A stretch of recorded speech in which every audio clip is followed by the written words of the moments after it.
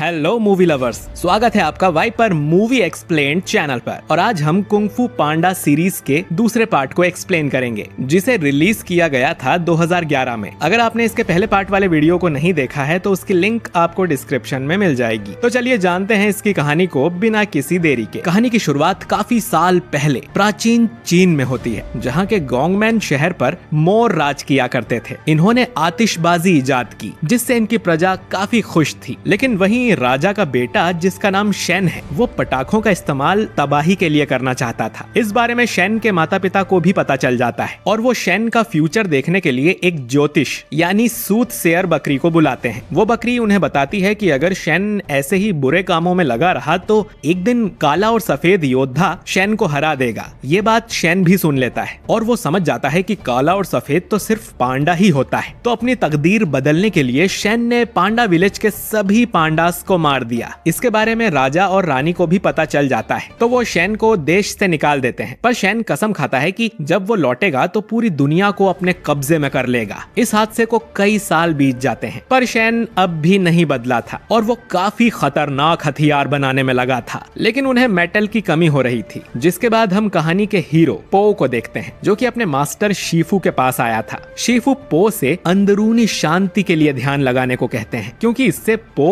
और ज्यादा स्ट्रॉन्ग बन सकता है। इनर पीस की वजह से शीफू एक पानी की बूंद को भी कंट्रोल कर पा रहे थे। वो दोनों कुछ और बात करते हैं, इससे पहले वहाँ टाइग्रेस आ जाती है और बताती है कि गांव में लुटेरे भेड़िए आ गए हैं, तो उन्हें रोकने के लिए पो को भी चलना होगा। ये लुटेरे शेन की आर्मी है और ये हथियार के लिए लोहा चुराने आए थे। तभी वहाँ फ्यूरियस 5 और पो आ जाते हैं और तुरंत ही लुटेरों को मारने लगते हैं। पो का अपनी टीम के साथ काफी अच्छा तालमेल बैठ गया था। ये लुटेरों को चोरी करने से रोक लेते हैं, लेकिन आखिर में भेड़ियों का सरदार पो को मारने आता है और उसके कंधे पर लगे निशान को देखकर पो को अपनी मदर का चेहरा याद आता है, जिससे पो का ध्यान भटक जाता है और वो लुटेरा सामान चुराकर वहाँ से भाग जाता है। पो के दोस्त उससे पूछने लगते हैं कि उसे फाइट करते हुए क्या हो गया था, पर पो किसी को जवाब नहीं देता और वहाँ से चला जाता है। इसके बाद पो सीधा अपने पिता पिंग के पास आता है और उन्हें बताता है कि आज फाइट करते हुए उसे अपनी माँ की झलक दिखाई दी और वो जानना चाहता है कि वो कहाँ से आया है। फिर पो के पिता बताते हैं कि पो उनका असली बेटा नहीं है, असल में वो उन्हें एक डब्बे के अंदर मिला था। काफी देर उन्होंने इंतजार किया कि पो को लेने कोई आएगा, पर कोई नहीं आया। इसके बाद मिस्टर पिंग ने पो को पालने का तय किया और तब से पो उनका बेटा है। कहानी जानने के बाद भी पो को ये पता नहीं चला कि आखिर वो है कौन। दूसरी तरफ शेन अपने किंगडम लौट आया था और यहाँ का राजा बनना चाहता था और वो अपने नए हथियार को भी साथ लाया था। मास्टर ऑक्स और मास्टर क्रॉक से तो शेन आराम से लड़ लेता है, लेकिन मास्टर राइनो के सामने शेन कमजोर था, तो वो अपने नए हथियार को बाहर निकालता है, जो कि एक बहुत बड़ी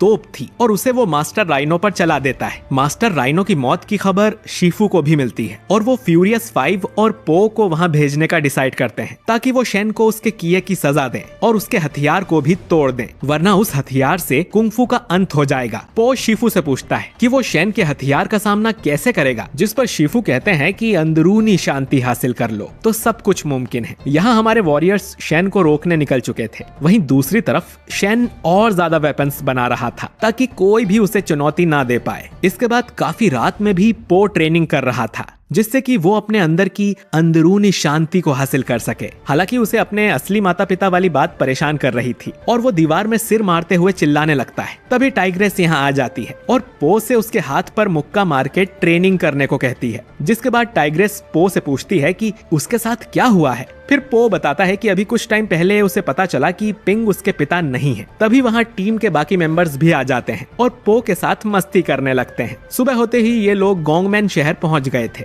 वहीं महल के अंदर शेन अपने पिता की राजगद्दी को फेंक कर वहाँ अपनी तोप रखवा देता है और अब शेन पूरे चाइना पर हमला करने वाला था। शेन फिर से सूतसेयर से अपना भविष्य पूछता है, पर अब भी सूतसेयर यही बताती है कि शेन को एक काला और सफेद योद्धा हराएगा। पर यह सुनकर शेन कहने लगता है कि उसने किंगडम के सभी पांडास को पहले ही खत्म कर दिया है। पर तभी वो भेड़ियों का सरदार यहाँ आता है और शेन को बताता है कि उसने एक पांडा को देखा। ये सुन शेन को यकीन नहीं होता और वो उस पांडा को तुरंत ढूंढने का आदेश देता है। वहीं पो और उसके साथी छुपते हुए शहर में आ चुके थे, लेकिन पहरा इतना ज्यादा था कि उन्हें महल तक पहुंचने में काफी मुश्किल हो रही थी। पर वो सभी एक ड्रैगन के अंदर घुस जाते हैं और आगे बढ़ने लगते हैं। लेकिन जल्दी ही सभी भेड़ियों को पता चल जाता है कि उस ड्रैगन में कुछ तो गड़बड़ है। इसीलिए सभी उसे पकड़ने लगते हैं, जिसकी वजह से पो और उसके साथियों को भागना पड़ता है। जल्द ही सभी भेड़िए उन्हें चारों तरफ से घेर लेते हैं, लेकिन फिर भी पो और उसके साथी बचकर निकल जाते हैं। सभी गार्ड्स को मारते हुए हमारे हीरोज उस जेल में पहुंच जाते हैं, जहां उस शहर के कुंफू मास्टर्स को कैद किया हुआ था। पो उन्हें चलने को कहता है, जिससे वो मिलकर शेन को हरा सकें, लेकिन कोई भी पो के साथ नहीं आता, क्योंकि अगर उन्होंने शेन से फाइट की तो शेन अपने वेपन को पूरे शहर पर चला देगा, जिसकी वजह से कोई भी नहीं बचेगा। वो खुद भी उस हथियार से डरे हुए थे। काफी देर बहस करने के बाद भी मास्टर नहीं मानते, जिसकी वजह से पो आखिर में अकेले ही जाने के लिए तैयार हो जाता है। तभी जेल में 3 और गार्ड्स आ जाते हैं और ये 2 को तो काफी आसानी से मार देते हैं, लेकिन इनका सरदार भाग जाता है। पो और उसके दोस्त उसका पीछा करने लगते हैं। काफी देर पीछा करने के बाद जाकर पो उसे पकड़ पाता है, लेकिन वो सभी देखते हैं कि उस सरदार को पकड़ते पकड़ते वो सभी महल के बिल्कुल सामने आ चुके हैं और तभी काफी सारे गार्ड्स उन्हें घेर लेते हैं, जिसकी वजह से उन्हें सरेंडर करना सबसे सही लगता है और सभी को हथकड़ी लगा दी जाती है। जिसके बाद इन सभी को शेन के सामने लाया जाता है। शेन पो को देखते ही हंसने लगता है और सूटसेयर से पूछता है कि क्या ये पो सच में वही पांडा है जो मुझे मारने वाला है। साथ ही पो को अब तक ये खबर नहीं थी कि शेन ने ही पांडा जाति को खत्म किया था। अब शेन इन सभी को अपनी तोप से मारने वाला था, लेकिन तोप की बत्ती जलते ही उसे मेंटिस बुझा देता है, क्योंकि डब्बे के अंदर तो पो का टॉय था। फिर वो सभी अपनी हथकड़ी खोल लेते हैं और शेन का वेपन डिस्ट्रॉय करने लगते हैं। वेपन को पूरी तरह से खत्म करने के लिए वो उसे नीचे गिरा देते हैं। वहीं पो शेन से फाइट करने लगता है, लेकिन जैसे ही शेन अपने पंख खोलता है, पो को फिर से अपने बचपन की झलक दिखती है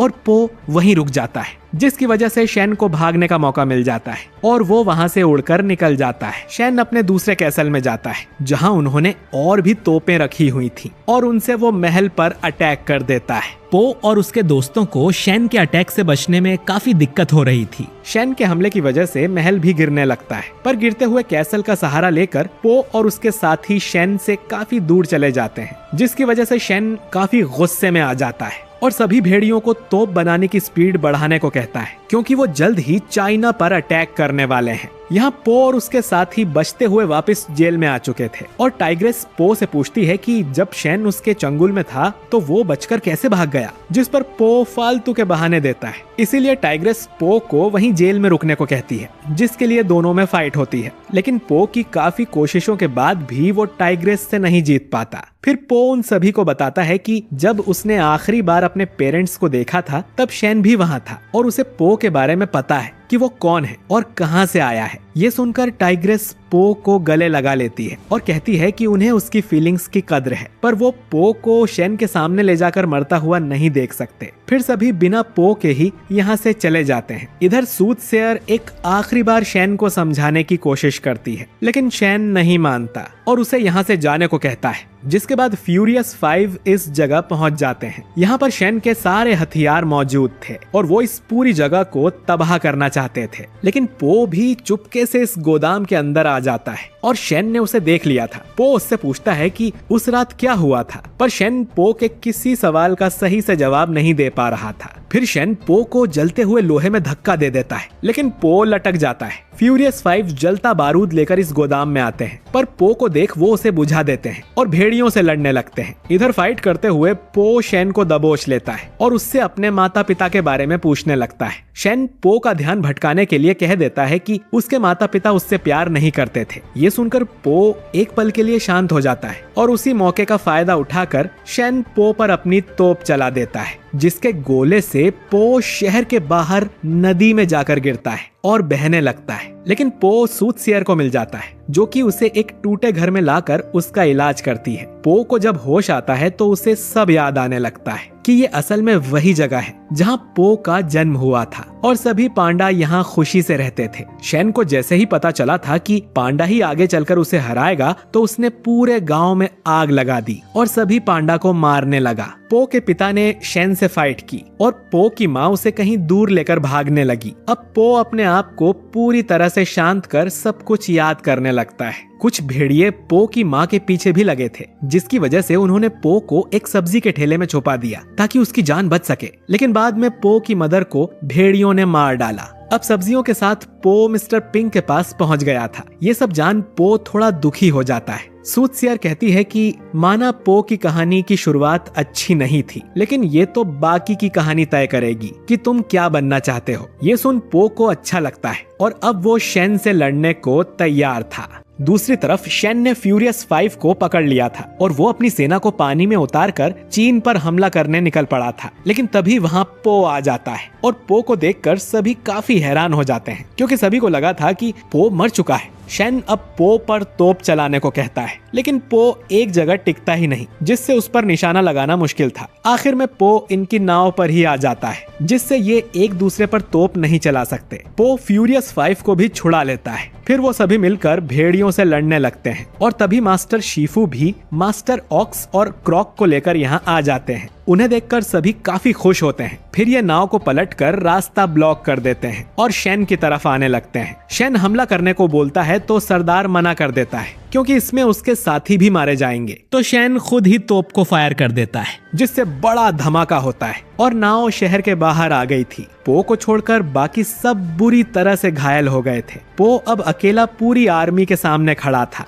सभी तोपों का निशाना पो पर था, लेकिन पो ने अब अंदरूनी शांति हासिल कर ली थी और जैसे ही तोप का जलता हुआ गोला उसके पास आता है, पो उसे एक बूंद की तरह पकड़कर दूसरी तरफ कर देता है, जो देख सभी हैरान हो जाते हैं। शेन फिर से हमले करवाता है, लेकिन पो सभी गोलों से आसानी से बच रहा था और वो उन गोलों को शेन की आर्मी पर ही मारने लगता है। आखिरी गोला शेन की नाव पर आकर लगता है, जिससे सब तबाह हो जाता है। शेन अब अकेला ही बचा था। वो पो से पूछता है कि उसे शांति कैसे मिली, जबकि शेन ने तो पो का सब कुछ छीन लिया था। पो शेन से कहता है कि उसे अपने पास्ट को भूलना चाहिए। फर्क सिर्फ इससे पड़ता है कि वो अब क्या करना चाहता है। मगर शेन फिर से पो पर अटैक कर देता है। लड़ाई के दौरान शेन की तोप उसी के ऊपर गिर जाती है, जिससे वो मारा जाता है। फिर सभी पो के पास आते हैं और उसकी तारीफ करते हैं। मास्टर शीफू भी पो से कहते हैं कि उन्हें लगा नहीं था कि पो को अंदरूनी शांति इतनी जल्दी मिल जाएगी, जबकि मास्टर शीफू को काफी टाइम ट्रेनिंग करने के बाद अंदरूनी शांति मिली थी। शेन के मरने से पूरा शहर काफी खुश होता है और सभी पटाखे जलाकर खुशियां मनाते हैं, जिसके बाद पो अपने पिता के पास वापस आ जाता है और उन्हें बताता है कि उसे अपने असली माता पिता के बारे में पता चल गया है। पर पो कहता है कि उसे फर्क नहीं पड़ता